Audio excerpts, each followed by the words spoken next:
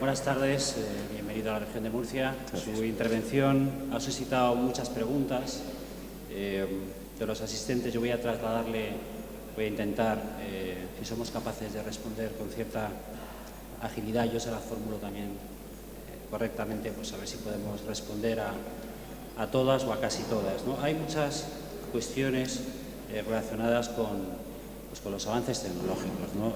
José Antonio Ruiz Vivo, en la pregunta que hace, dice que primero fue el móvil, después llegó el smartphone. Se pregunta cuál será el siguiente eslabón de esa cadena evolutiva de la tecnología, qué invento tecnológico cambiará la vida en los años venideros, y enlazo con otra pregunta muy similar, de cuál va a ser el próximo reto tecnológico, el pago por el móvil, en fin, un poco cuáles los siguientes inventos o desarrollos que la telefonía nos va a deparar. Voy contestando, ¿verdad? Sí. Muchas gracias por la pregunta. Yo creo que es una pregunta que nos hacemos todos. Miramos al pasado reciente y es fascinante el cambio que hemos vivido. O sea, y la naturalidad con que vivimos el presente, móviles y tal. Entonces, ¿qué viene? ¿Qué será lo próximo?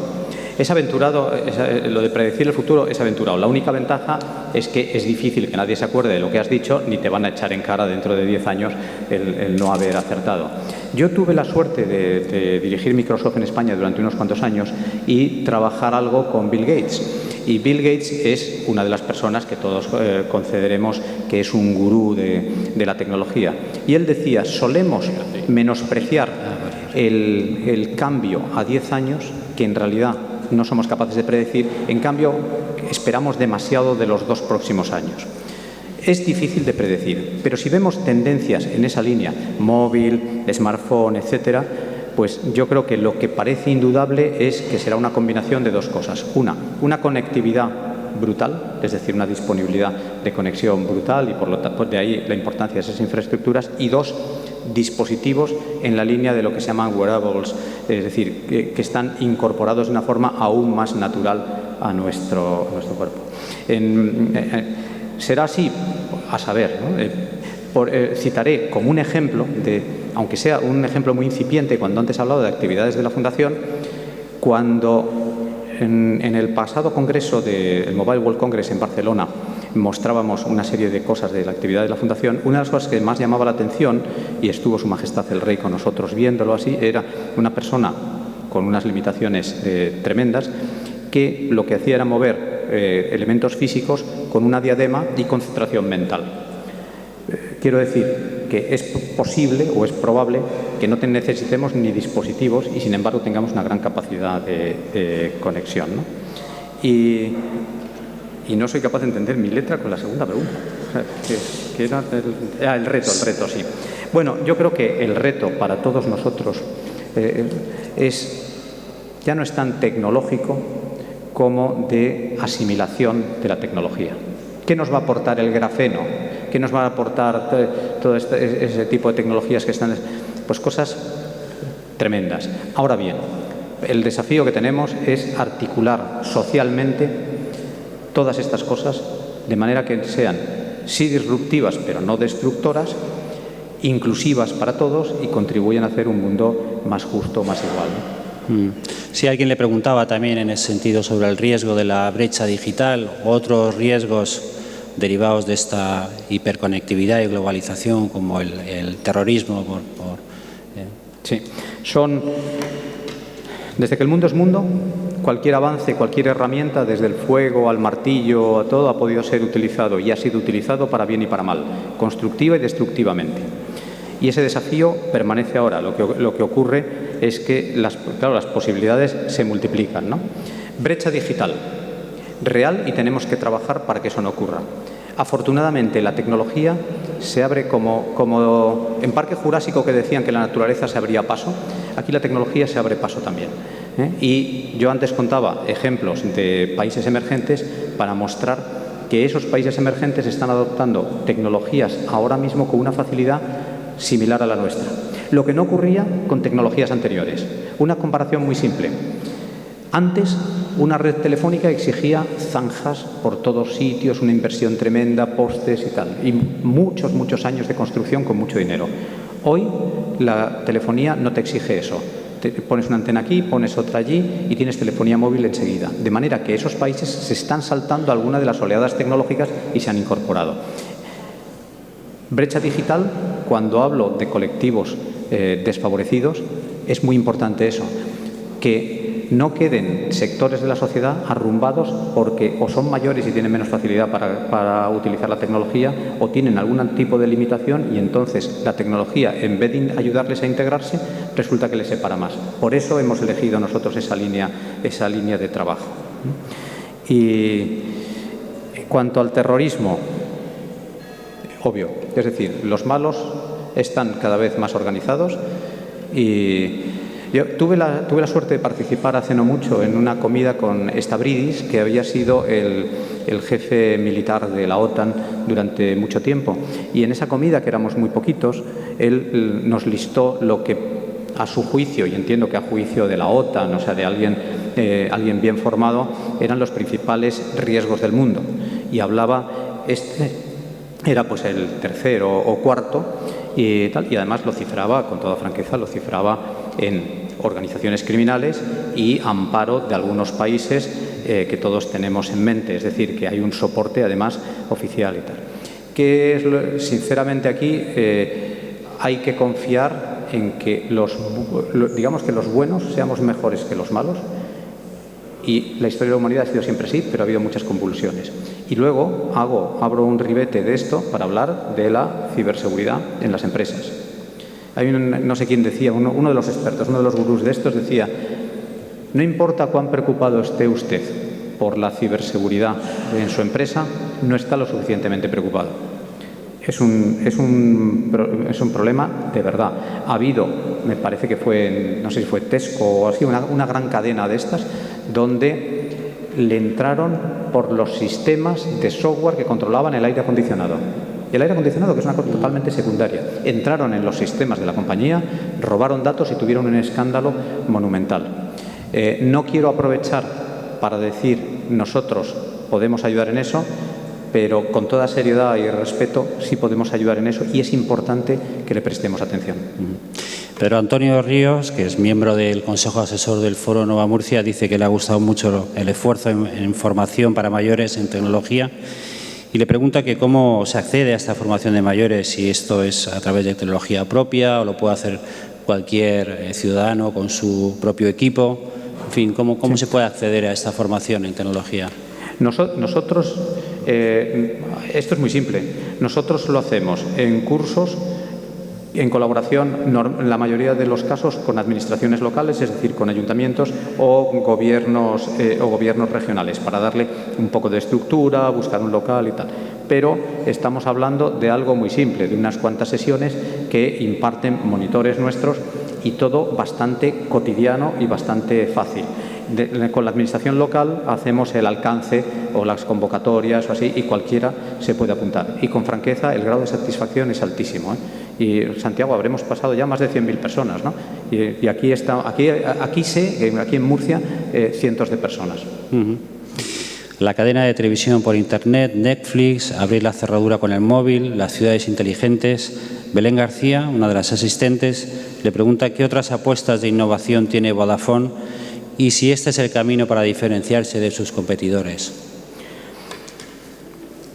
La pregunta de cómo diferenciarse de los competidores hoy día es diabólica, porque antes he citado a Porter con lo de valor compartido, pero lo hablaría con el análisis de las 5 fuerzas competitivas. Hay que entender que hablo de nuestra situación, pero seguramente es una situación que se da también en muchos de los sectores. ¿Qué nos está ocurriendo a nosotros? Me refiero, nosotros, operadores de telecomunicación, compañías que invertimos, pues como yo contaba, miles de millones de euros en una infraestructura que es imprescindible para la sociedad de la información. Nos está ocurriendo que competimos con los habituales, con los sospechosos habituales, pero también nos ocurre que la cadena de valor de lo que ofrecemos a los clientes va aumentando de eslabones, aparecen nuevos jugadores y en cierta forma cooperamos y competimos a la vez con esos jugadores. ¿Quién es nuestro competidor? Hablo desde de Vodafone. ¿Quién es nuestro mayor competidor? ¿Es Telefónica o es un Google? Pero en realidad, ¿quién es nuestro mayor socio? ¿Es un Google o es un Apple? Y digo esto porque entonces diferenciarse pasa a ser un verdadero desafío y tal. Nosotros, ¿cómo elegimos diferenciarnos? Para nosotros la red es importante, la calidad de la red es importante. Sistemáticamente nosotros en España, siempre, desde que montamos Airtel, salimos en los benchmarks, es decir, estudios comparativos con los mejores indicadores de calidad de red, porque es nuestra apuesta, invertimos en ello, en la calidad. Segundo, es la experiencia de cliente. La experiencia de cliente es algo en lo que, con toda sinceridad, a nosotros nos queda mucho por mejorar. Hemos mejorado bastante, pero nos queda muchísimo para asegurar que la experiencia en todos los touch points, en todos los puntos de contacto con nosotros es no solo irreprochable, sino estimulante. Y la tercera tiene que ver con creación de valor añadido por segmentos, por ejemplo, en las empresas cuando hablaba de aplicaciones de seguridad o aplicaciones de data center y hacerse cargo de todas las comunicaciones, o en el mundo de consumo, antes he puesto lo de Netflix como un ejemplo. Un representante del Colegio de Ingenieros Industriales se ha mostrado interesado por el proyecto de Smart Cities y en concreto le pregunta si también Vodafone tiene en cartera algún proyecto para la industria 4.0, para la automatización del sector industrial. Cuando hablaba de la globalización 3.0 y de la evolución de la tecnología, tenía la tentación de meterme en el concepto de industria 4.0, que es consecuencia inmediata de la aparición de esas tecnologías y de la globalización. Nosotros no somos una compañía que asista a las fábricas directamente, pero sí trabajamos en lo que es machine to machine, que es un elemento sustancial de lo que es industria 4.0. No sé si todo el mundo está familiarizado con el concepto. Hoy día seguramente sí, pero estamos hablando de las fábricas del presente y del futuro con utilización intensiva de inteligencia en todas las líneas de producción y muchísima robótica, pero sobre todo muchísimos sensores, muchísimos dispositivos conectados. Ese es nuestro mundo. Somos el operador del mundo más avanzado en conexión machine to machine y esa es nuestra aportación y estamos encantados de participar en proyectos, pero sabiendo cuál es nuestro papel, qué es lo que hacemos y qué es lo que no hacemos. Un ejemplo, robótica no es nuestro campo, pero conectividad, conexión de sensores, de dispositivos y seguridad de todas esas conexiones, ese es nuestro mundo. También hay interés por la regulación del sector de las telecomunicaciones. Cristina Fernández le pregunta qué supondrá el mercado único digital, en qué situación se encuentra y qué es preciso regular. Y al mismo tiempo, ya una segunda parte de la pregunta es si hace falta una estrategia común en Europa para no quedarse atrás en materia tecnológica. Por Dios, sí. Esto es vamos, ¿cómo agradezco esta pregunta? Es que no somos conscientes de la magnitud del problema que tenemos. Trataré de describir brevemente este problema. Europa es un mundo maravilloso. De esto yo creo que no nos cabe ninguna duda. Hacer turismo en Europa es delicioso. Es el mejor sitio para vivir. Ahora, Europa es un proyecto en marcha con una velocidad lenta. Nunca hemos conocido un periodo de paz tan largo en Europa y esto es maravilloso. Pero también es verdad que la integración europea va muy lenta. Y entonces, cuando hablamos del mercado único digital, resulta que está en creación y lo que tenemos son muchos mercados que son contiguos, muchos mercados sofisticados, pero muchos mercados distintos con regulaciones distintas. Esto es grave, gravísimo, mucho más de lo que nos creemos, porque en una competencia internacional, en una competencia global alrededor de la tecnología, los tempos son muy importantes. Entonces, el ritmo de avance en Europa es muy lento. Si miramos, ¿y en qué se traduce esto? Miremos Europa en telecomunicaciones, en el campo que yo conozco. Hace 15 años, Europa lideraba la fabricación en telecomunicaciones y lideraba la operación en telecomunicaciones. El GSM fue un gran proyecto europeo admirable, que es el que nos permite hablar con el mismo teléfono y conectarnos con el mismo teléfono en todos los países, primero de Europa y luego ya del mundo. Pero punto. Hoy la fabricación ya no está en Europa. Recordemos los grandes fabricantes donde están. La fabricación está mayoritariamente en Asia. Ha surgido, hablaba antes de la cadena de valor, ha surgido toda una fase de valor añadido, que son los contenidos, las aplicaciones, eso Europa no lo ha olido. Eso viene fundamentalmente de Estados Unidos y nos queda la operación. Y la operación está fragmentada, porque en Europa hay unos 150 operadores, mientras en Estados Unidos hay 3 y en China hay 3 o 4. Eso, cuando tienes que competir en el mundo y las economías de escala y las economías de alcance son importantes, es una rémora. Luego necesitas el mercado único para tener esas economías de escala y ser competitivo. Cuanto más lo demoremos, peor. Lo paradójico de Europa es que continúa diciendo quiero liderar la sociedad del conocimiento, quiero que mi sociedad sea muy avanzada y sin embargo no es capaz de articular la regulación de una manera favorable.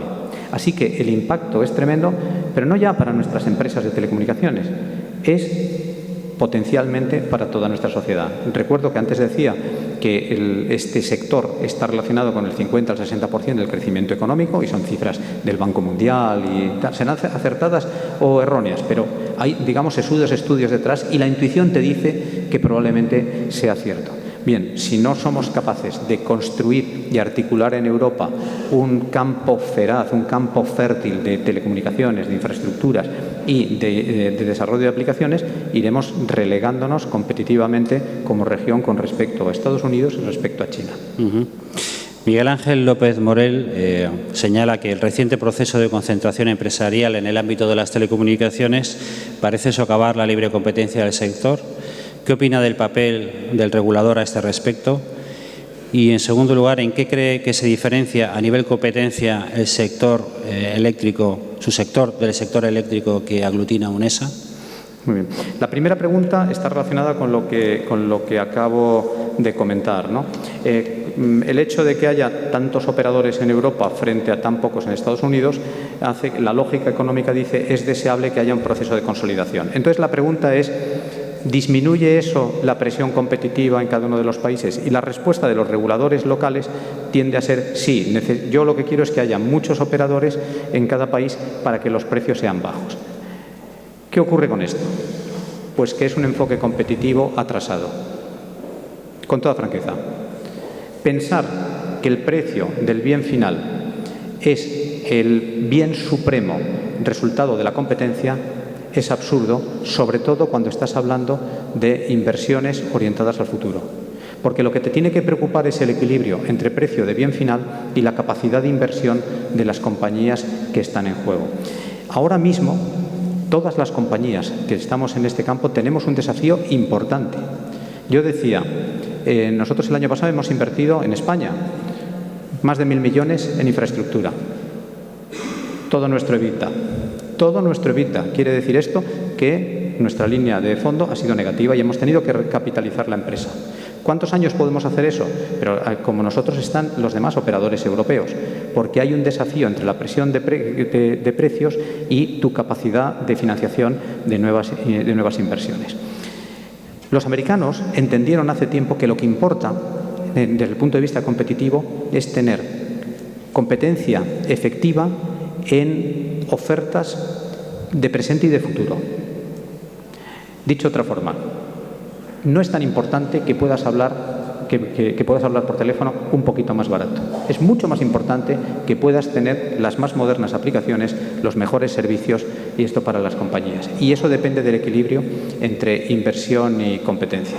De nuevo, un mercado fragmentado favorece la visión micro y, claro, que el regulador español se preocupe del nivel de competencia en España, el de francés en Francia, y tome decisiones locales que en su conjunto, cuando las pones, no sean la mejor. Y luego, diferencia entre este sector y el eléctrico. Hombre, yo creo que hay muchas similaridades, es verdad, pero creo también que el sector de las telecomunicaciones no es una utility al uso, y dicho con todo respeto, porque a lo mejor nos iría siendo una utility y todos querríamos ser una compañía como son las eléctricas. ¿Pero por qué digo esto? Digo porque la competencia efectiva es distinta. Cuando nosotros competimos con nuestros rivales porque construimos nuestra red allí donde nos la jugamos. Es decir, competimos nuestra red con una tecnología, tratamos de amortizar en un tiempo, tenemos que empezar a construir otra red alternativa antes de amortizar la anterior, porque esa es la vida de la tecnología, pero competimos llegando al cliente con nuestra infraestructura. Lo que no ocurre en electricidad en ningún sitio. Quiero decir, en electricidad o la red es de uno o la red es de otro. Y luego puedes artificialmente montar esquemas de compra y reventa para que haya distintas opciones. Pero a la hora de competir, lo que es importante estratégicamente es qué territorio cubres y por supuesto, si estás en distribución, si estás en producción o algo así. Y eso hace radicalmente distintos los sectores. Nosotros, y de hecho, este es un sector de prácticamente solo iniciativa privada, donde de cierto riesgo en el sentido de que invertimos en tecnologías cuyo éxito aún no está probado, pero te la juegas y tal, y donde hagas lo que hagas hay una alternativa tecnológica, es decir, lo que tú estás ofreciendo por el aire se ofrece por cable, lo que se ofrece por cable se puede ofrecer por el aire y tal. Eso no existe en el sistema eléctrico, que tiene una robustez distinta y una manera de competir distinta. Vamos a entrar en las últimas 5 preguntas. Ricardo López quiere saber qué balance hace de la fusión con ONO. Bueno, obviamente muy positivo, ¿no? Yo creo que nosotros éramos una compañía líderes en móviles, ellos eran una compañía líderes en fibra, en fijo, y el mundo exigía una convergencia y una unión y era fácil ver que eran dos compañías así muy complementarias. Eso es lo que hemos hecho, complementar.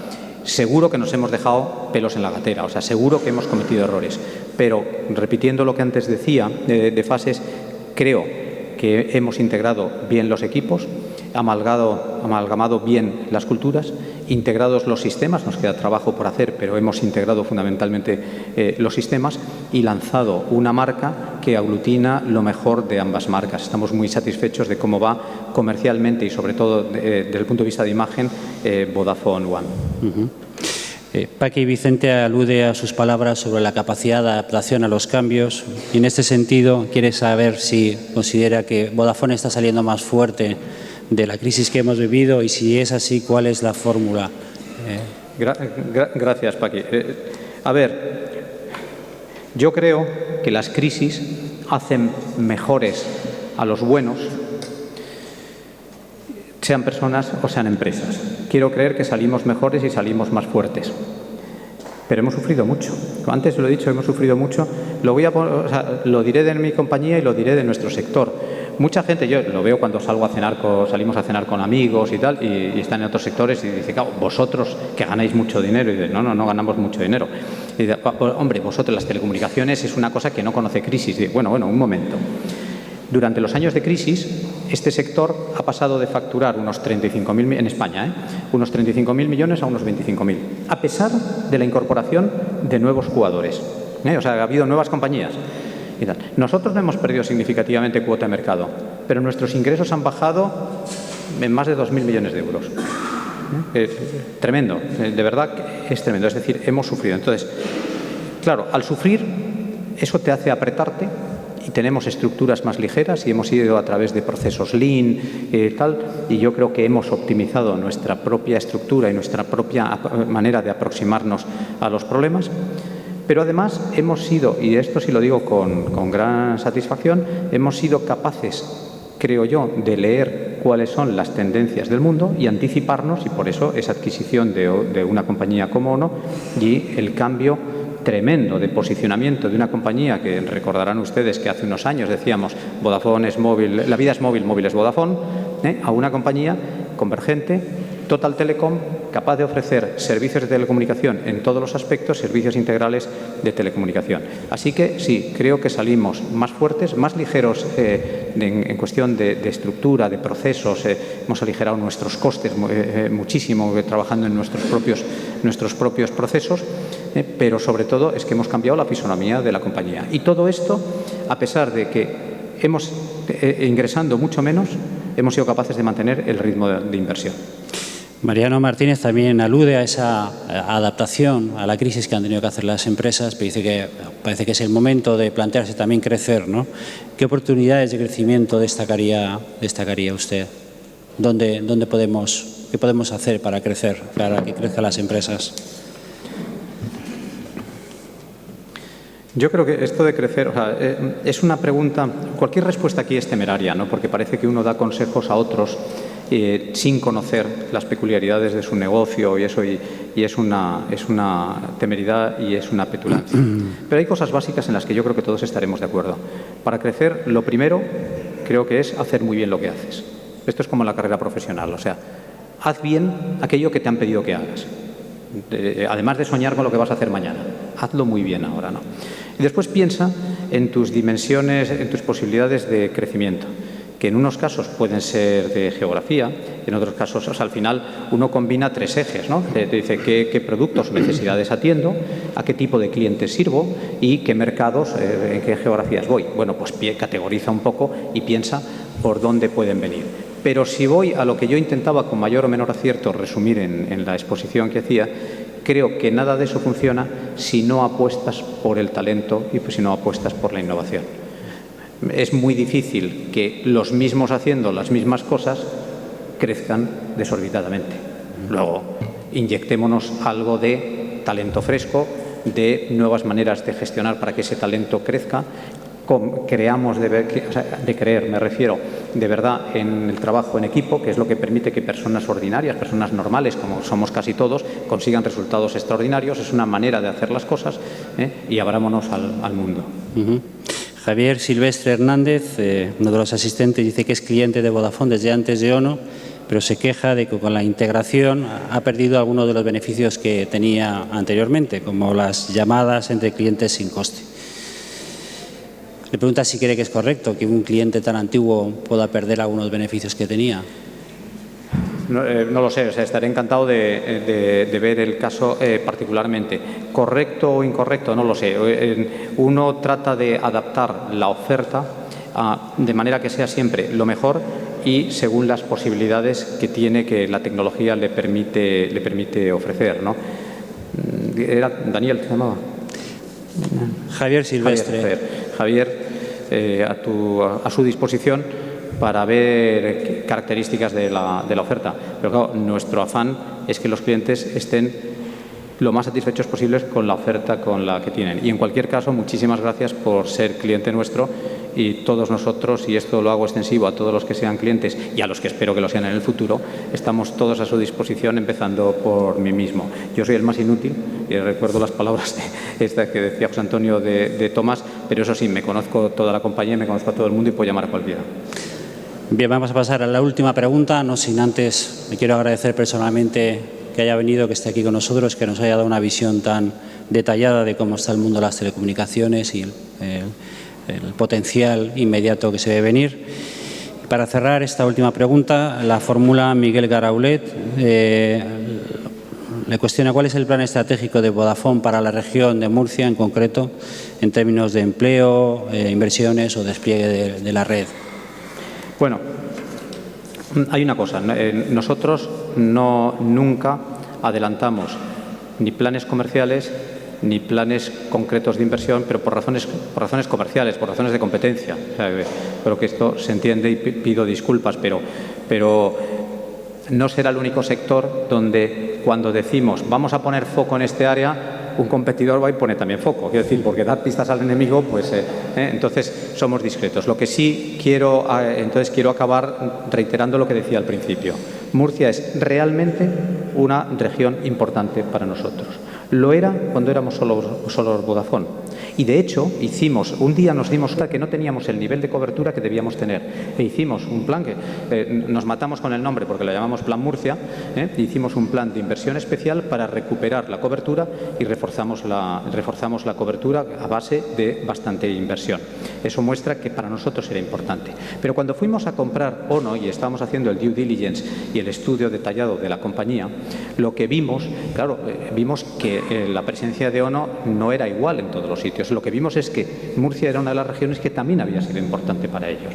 Claro, si sumas el esfuerzo que nosotros estábamos haciendo con el esfuerzo que ellos habían hecho, el resultado era el cajón de madera de tabla. Es decir, esto es muy importante para nosotros. Y cuando uno tiene un territorio que es importante, lo cuida y lo mima. Luego nuestro interés es cuidarlo y mimarlo. Continuaremos invirtiendo, pero perdónenme que no sea nada, iba a decir más explícito, nada explícito, pero reitero, es una región muy importante para nosotros y seguiremos jugando fuerte. Para nosotros es muy importante tener clientes importantes aquí, que el propio gobierno sea un cliente nuestro, que tengamos, pues como antes decía, cerca de 400.000 clientes particulares, individuos, etcétera, etcétera, etcétera.